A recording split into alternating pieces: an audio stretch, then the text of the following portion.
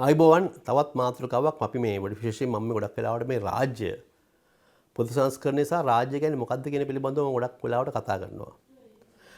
අපි මේකද හේතුව අපි ඔහේ මිනිස්සු එක එක්කෙනා එකට එකතු තනි තනි ජීවත් වෙලා පස්සේ තමයි සාමූහිකව අපි ඉස්සල්ලාම අපි අස්වැන්න බෙදා ගන්න ගියාන් පස්සේ ඇති අරගල ඇති කරගන්න තමයි ඊට පස්සේ සාමූහික වෙලා අපි මොකද්ද මේකට කරන්න කියන එක තමයි ඒ විකාශන තමයි කෙලින්ම රාජ්‍ය ඇති උනේ. රාජ්‍ය ඇති වුණාට පස්සේ කට්ටියක් දුන්නා. මොකද මිනිස්සුන්ගේ සාමාන්‍ය ස්වභාවය තමයි හැම මිනිහාගෙම තියෙනවා මිනිහා සාමාන්‍ය මිනිහා ඇවිල්ලා වනචාරී කාලයක් තිස්සේ වනචාරී වෙලා ඉඳලා අවුරුදු ලක්ෂ ගණනක් තිස්සේ මේ පොඩි කාලයක් තමයි අපි ශිෂ්ට සම්පන්නයි කියලා කියන තත්ත්වය ඇති වුණේ. ඒ නිසා මිනිහාගේ ආසාව අනික සතුන් වගේ තමයි ඒක වගේ බලෙන් ගැනීම අනික පහර දීම විශේෂයෙන්ම අනික් අන්‍යයි කාන්තාන් හුදුරා ගැනීම ඒ වගේ දේවල් වෙනවා. ඒක නිසා අපි රාජ්‍යයක් ඇති කරගෙන අපි කළා අපි රාජ්‍යයට දුන්නා මේ යම් කිසි කට්ටියක් මේ රාජ්‍යයට හානි කර ආකාරයට මේ සමාජය පවත්වාගෙන යනකොට හානි කර විදිහට හොරකම් කිරීම නොඑක් අපචාර කිරීම අස්වැන්න කපා බලෙන් කපා ගැනීම බලෙන් ඉඩම් අල්ලා ගැනීම වගේ දේවල් වළක්වන්න කියලා අපි රාජ්‍යයක් කරලා රාජ්‍යයට දුන්නා මර්ධනය. කියන්නේ රාජ්‍යයට පොලිසියක් හමුදාවක් ඇති කරලා මර්ධනය දුන්නා. මර්ධනය දීලා කළේ මේ රාජ්‍ය පවත්වාගෙන යන්න ඕගොල්ලෝ රාජ්‍ය බිඳුව වැටුනොත් අපි කමෝටම විනාශයක් වෙන්නේ කියන එක. ඒතර අපි දැක්කා මේ පහුගිය කාලේ මම කිව්වම 78 ආණ්ඩුක්‍රම ව්‍යවස්ථාව ඉදලා ඒ කාලයක් ගිහිල්ලා එක තැනකට විශේෂයෙන්ම 78 ආණ්ඩුක්‍රම ව්‍යවස්ථාවෙන් ගජමිතුරු රට පාලනය කිරීමත් එක්ක මේ රාජ්‍ය බිඳ වැටුණා. විශේෂයෙන්ම කාලයක් තිස්සේ අපි දන්නවා වළං හදන මිනිහෙකුට කුඹලෙකුට වළං ගොඩක් හදන්න අවුරුදු ගාණක් යනවා. නමුත් එක පිස්සු හැටිච්ච හරකෙකුට ඒක ඇතුළට ගිහිල්ලා වළං ටික විනාශ කරන්න පොඩි කාලයක් යන්නේ. පොඩි කාලයක් යන්නේ විනාඩි කාලයක්. තප්පර ගානේ සමහර වෙන්න පුළුවන්. ඒ වගේ තමයි අපි සෑහෙන කාලයක් තිස්සේ මේ රාජ්‍ය ගොඩනගපු රාජ්‍ය ආයතන, ස්වාධීන ආයතන හැමදේම මහින්ද රාජපක්ෂ තුළු කණ්ඩායම විශේෂයෙන්ම වේගයෙන් ආයතන විනාශ කළා මේ රාජ්‍ය. මොකද අන්තිමට ඒගොල්ලන්ට ඕන වුණා ඒගොල්ලන් යන තමයි ක්‍රියාත්මක කරන්න කියන තත්ත්වයට පත් කරන රට. ඒ කියන්නේ හැමදේම විශේෂයෙන්ම මුදල් රෙගුලාසි නැහැ, පරිපාලන රෙගුලාසි නැහැ. විශේෂයෙන්ම එයාට ඕන නම් එයාගේ ප්‍රතිරූපයක් ගොඩනගන්න කෝටි ගාණක් වුණත් ඒගොල්ලන්ට උදාහරණ ගන්න ක්‍රම තිබුණා. ඒ වගේම ණය ගන්න ක්‍රම තිබුණා. ඒ වගේ රාජ්‍ය බිඳ වැටුණා. ඒ රාජ්‍ය බිඳ වැටීමේ අවසානයේ දක්වා ගිහිල්ලා අන්තිමට 2022 අරගලයක් බවට පත් වුණා. අරගලයේ මිනිස්සුන්ගේ පීඩාව මම කලින් කිව්වා වගේ බිත්තියකට හේතු වුණාට පස්සේ මිනිස්සු ගැලවෙන්න කොහොම හරි මොනවා හරි කරනවා. ඒකත් එක්ක බැලුවා මේ ක්‍රමය හරියන්නේ නැහැ කියලා ගෝටා ගෝහෝම් කියන මේක යටතේ ටැග් එක යටතේ පාරට බහැලා පස්සේ මේ ඔක්කොම ක්‍රමෙම හැබැයි ඒකත් එක්ක වුණා අපේ රාජ්‍ය එතනින් බොහෝ වෙලාවට මුලින් අන්තිම ඉතුරු වුණේ මයි 9 රාජපක්ෂලාගේ කට්ටියයි ඒ മന്ത്രിවරුකම ගහලා පැන්නුවා. ඊට පස්සේ මයි 9 ජූලි 9 ගෝඨාභය ගහලා පැන්නුවා. රාජ්‍ය සම්පූර්ණ විනාශ වෙලා මේක හයිටියක් බවට පත් වෙන හතරපත් වුණා. මොකද හේතුව අපි දන්නවා බංග්ලාදේශ වල තියෙන දේ අපි දන්නවා තාම බංග්ලාදේශ නැවත රාජ්‍ය ප්‍රතිස්ථාපනය කරන්න බැරි මට්ටමටපත් වෙලා තියෙනවා මේ අරගලෙන් පස්සේ. නමුත් ඒ වෙලාවේ ඊට පස්සේ කොහොම හරි 2022 රනිල් වික්‍රමසිංහ බලයට පත් වෙලා රනිල් වික්‍රමසිංහ ඊට පස්සේ ඒ වෙනකොට රනිල් වික්‍රමසිංහ ජනාධිපති වෙනකොට රනිල් වික්‍රමසිංහ බලයට පත් වෙනකොට අගමැති වුණාට පස්සේ රනිල් වික්‍රමසිංහ ඒ වෙනකොට අපි දන්නවා ජූලි 9 ගෝඨාභය පන්නුවට පස්සේ ඒ ජනාධිපති ලේකම් කාර්යාලය ජනාධිපති මන්දිරය අග්‍රාමාත්‍ය කාර්යාලය ඇතුළු රාජ්‍ය ආයතන රාශියක් අරගලකාරයෝ අල්ලගෙන හිටියා. ඒකෝට ඒගොල්ලෝ පස්සේ දැනගත්තා දැන් පාලන බලය වෙනස් වුණාට පස්සේ මිනිස්සුන්ගේ චිත්තසංතාන වෙනස් වෙලා මිනිස්සුන්ගේ වෙනස් වුණ අදහස්. දැන් වෙනසක් වෙලා තියෙනවා කියන අදහසක් මිනිස්සුන්ගෙන් වුණාට අරගලකාරයෝ මේක දිගටම අල්ලගෙන යන්න උත්සාහ කළා. යම් මාගේ පස්සේ කාලේක අරගලයේ ඇතුළට යම් දේශපාලන කණ්ඩායම් ඇවිල්ලා ඒගොල්ලන්ගේ බල ව්‍යාපෘතිය ඒගොල්ලෝ සාමාන්‍යයෙන් සමාජයේ ඒගොල්ලෝ දේශපාලන පාක්ෂිකේ පක්ෂ වශයෙන් ඒගොල්ලෝ පොඩි ගාණයි ඒගොල්ලෝ සමාජිකයෝ ඉන්නේ. නමුත් ඒගොල්ලෝ හිතුවම අරගලේ ඉන්න ලක්ෂ ගාණක ඒගොල්ලෝ කියන දේ කරන්න ලෑස්ති වෙච්ච කණ්ඩායමක් කියලා ඒගොල්ලෝ උපකල්පනය කරලා ඒගොල්ලෝ අරගලේ නිර්මාතෘවරු ඒගොල්ලෝ කියලා හිතාගෙන ඒගොල්ලෝ කියන දේ රටේ මිනිස්සු ඔක්කොම කරයි කියලා හිතාගෙන ඒගොල්ලෝ යම් කිසි උත්සාහයක් කළා රනිල් වික්‍රමසිංහ වලට පත් වුණාට පස්සේ මේක දිගටම පවත්වාගෙන මේ රාජ්‍ය අස්ථාවර කරගෙන යන්න. හැබැයි ගෝඨාභය රාජපක්ෂට බැරි වෙච්ච දේ ගෝඨාභය රාජපක්ෂක මොකද හේතුව අපි දන්නවා මේ මාක්ස්වාදී චින්තකයෙක් ඉන්නවා ලුවි අල්තූෂ කියලා.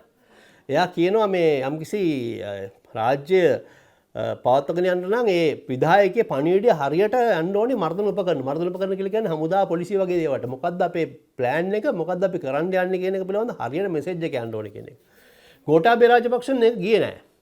ගෝඨාභය රාජපක්ෂ වලට මේ කමාන්ඩ් එක අවුල් නැතුව ඒකනේ කියන්නේ මේ කවුද ශවේන්ද්‍ර සිල්වාට ගොඩක් ඕඩර්ස් දුන්නාට ක්‍රියාත්මක වෙන්නේ නැහැ කියලා. මොකද හේතුව එයා රාජ්‍ය පවත්වාගෙන යන්න ඕනේ හරියට කමාන්ඩ්ස් ටික හරියට යාගෙන් ගියේ නැහැ කියන එක තමයි තියෙන්නේ. මොකද හේතුව ඒක විධායකයේ ප්‍රධාන දෙයක් තමයි හරියට කමාන්ඩ් ටික යන්න ඕනේ. ඒ වගේම හරියටම රාජ්‍ය තමන් ග්‍රිප් එක අතර ගන්න ඕනේ කියන එක. ඒක තමයි ඊට පස්සේ රනිල් වික්‍රමසිංහ ඇවිල්ලා පස්සේ ඒකත් එක දැනගත්තා මිනිස්සු දැන් ජනතාව අයින් වුණා මේ හැමෝම ස්වේච්ඡාවෙන් අයින් වෙන්න පටන් ගත්තා අරගල භූමියෙන් ගිහිල්ලා මිනිස්සු කෝ දැන් ඉතින් වෙනස් පාලනයක් අපි ටිකක් බලමු කියන තත්ත්වයට ආවා.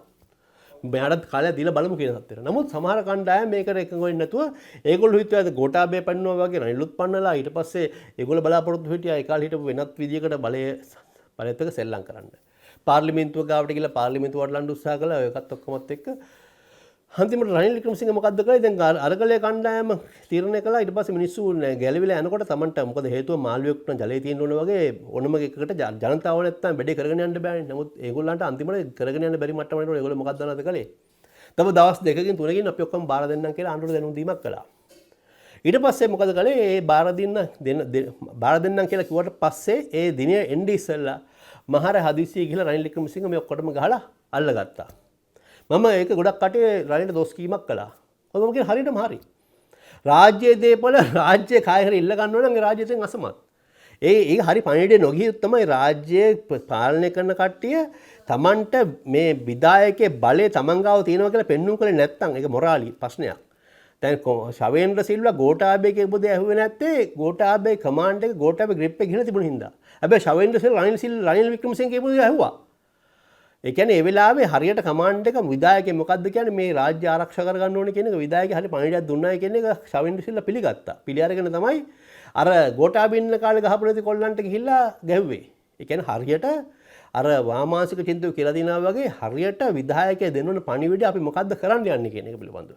රනිල් වික්‍රමසිංහගේ ලිබරල් ආර්ථික ප්‍රතිපත්තියද වාමාංශය ඒ මට කතාවක් නැහැ. දැන් අනුර කුමාර දිසානායක ආවත් ඒ වෙලාවේ කරන්න ඕනේ රාජ්‍ය ඒ වෙලාවේ නපුංසකෙක් වගේ රාජ්‍ය දේපල වෙන අය Tamanට බාර දෙනකම් බලන් හිටියා නම් ඒ රාජ්‍ය ඉවරයි.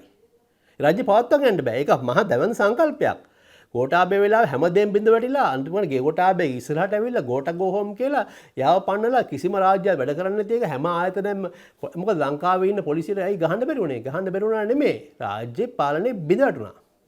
රනිල් වික්‍රමසිංහ හරියට ඒ වැඩේ කළා හරියට ඒක තමයි රනිල් වික්‍රමසිංහ සිග්නල් කීපයක් දුන්නා. එයා ජනාධිපතිතුමාට පස්සේ විරුම් දුන්නේ කොහෙද කියලා පාර්ලිමේන්තුවේ. පාර්ලිමේන්තුව විරුම් දීලා ඇවිල්ලා හමුදාවට ස්තුති කළා පාර්ලිමේන්තුව ආරක්ෂා කරගත්තා මේක ආරක්ෂා කරගත්තා නැත්නම් අපේ රට ඉවරයි. මොකද බංග්ලාදේශයේ පාර්ලිමේන්තුවත් ගිනි තිබ්බා. තාම ඒක ගොඩනගන්න බැරි වුණා. ඒක නිසා රනිල්ගේ ප්‍රතිපත්ති හරියද නැද්ද කියන එක මට වඩා නැහැ. කවුරු හරි ආණ්ඩුව ගන්නවා නම් විශේෂයෙන්ම ඔයා දන්නවනේ තියෙන මේ චතුරාස්ත්‍රයේ චීනේ තරුණ උද්ඝෝෂණයකට ඇඟ උඩවල බැකෝ ඇඟ උඩ මෙව ටැංකි යුද ටැංකි අරලා දහස් ගණන් මැරුවා. ඒ මොකද රාජ්‍යව රැක ගන්න. ඒක මර්ධනය කියලා මම කියන්නේ. මර්ධනය කියලා කියන්නේ පහුගිය කාලේ Tamanට විරුද්ධව යම් ප්‍රකාශයක් කරපු මිනිහෙක් හොරෙන් අරන් ගිහිල්ලා මරනවනේ. කියන්නේ අපි කියමුද කෝට මේ යම් කිසි කට්ටියක් එනවා මේ කොටුවි ස්ටේෂන් එක ගාව ඉඳලා අනුර කුමාර දිසානායකව ගහලා අනුර කලිසම ගලවලා කරන්න දෙනවද? කරන්න දෙන්න ඕනේද? ඕනේ නැහැ. ඒක අතනින් මේ හිල්ටන් එකකින් බ්ලොක් කරලා එලවලා ගන්න ඕනේ. ඒක මර්ධනය නෙමෙයි. හැබැයි ඉතින් මර්ධනය කියලා කියන්නේ තමන්ගේ රාජ්‍ය බලය පාවිච්චි තමන්ගේ දේශපාලන විරුද්ධවාදීන් ඝාතනය කරන්න, උස්සන් ගිහලා හුදුවැන් වලින් ගහන්න, තමන්ගේ ඒතකොට ප්‍රකාශ කරන ආයතන ගිනි තියන්න. ඒක තමයි මර්ධනය කියලා කියන්නේ. රාජ්‍ය ආරක්ෂා කරගන්න සාමූහික වශයෙන් අපි බලය දීලා තියෙන රාජ්‍ය මර්ධනයට. නැත්තම් මේක පවත්වාගෙන යන්න බෑ. මේ ඕනම එකක් මර්ධනයත් එක්ක යන්නේ. එතකොට ඒක තමයි රනිල් වික්‍රමසිංහගෙන් ඇහුවාම ඇමරිකන් ඇම්බැසි තානාපතිනි ජුලි චං ඇහුවාම ඔයා මොකද ගැහුවේ කියලා කැපිටල් හිල් හෝල් එකට ගියාම ට්‍රම්ප්ලා කට්ටිය ඔයගොල්ලෝ මොකද්ද කළේ? ගහලා එළවුවා නේද කියලා. ඒක නිසා මේ මර්ධනය කියලා විලවුන් හරි අවබෝධයක් ජනතාවට තියෙන්න ඕනේ. රාජ්‍ය ආරක්ෂා ඒ රාජ්‍ය ඒ කට්ටිය රාජ්‍ය ඉන්න ආණ්ඩු කරන කට්ටිය අකමැති නම් ඊළඟ ඡන්දයෙන් පරව දැන් රනිල් වික්‍රමසිංහ අකමැති නිසා ඒගොල්ලෝ ඊළඟ ජනාධිපතිවරු රනිල් එළවල දාලා මේ කට්ටියක් ගත්තා. මේ කට්ටිය ගත්තා කියලා ගුරුවරයන්ට ගැහුවේ නැද්ද අරහෙදී? ගැහුවා. ඒක නිසා ඔය මර්ධනය කියන එක පිළිබඳව අපේ ජනතාව දින ඉතාමත් වැරදි අවබෝධයක්. රාජ්‍ය ආරක්ෂා කර ගැනීම තමයි පොරොන්දු වෙලා තමන් දියුණුම් දෙනකොට කරන්නේ. ශ්‍රී ලංකා රාජ්‍ය ආරක්ෂා කරනවා. ආණ්ඩුක්‍රම ව්‍යවස්ථාව හැනි ව්‍යවස්ථාව යටතේ අපි බෙදෙන්න දෙන්නේ නැහැ. බ්‍රාහ්මී අඛණ්ඩතාවය ආරක්ෂා කරනවා කියන එක තමයි කරන්නේ. ඒක සම්බන්ධයෙන් මර්ධන උපකරණ පාවිච්චි කිරීම මම කියන්නේ හරියට රාජ්‍ය ආරක්ෂා කරන්න භෞතික අඛණ්ඩතාවය ආරක්ෂා කරන්න රාජ්‍ය ආරක්ෂා කරන්න ඒවා පාවිච්චි කිරීම තමයි කළ යුත්තේ. ඒවා පාවිච්චි කිරීම හරි කමාන්ඩ් එක නැති වුණා කියලා කියන රාජ්‍ය බිඳ වැටෙනවා කියන එක තමයි මට කියන්න තියෙන්නේ.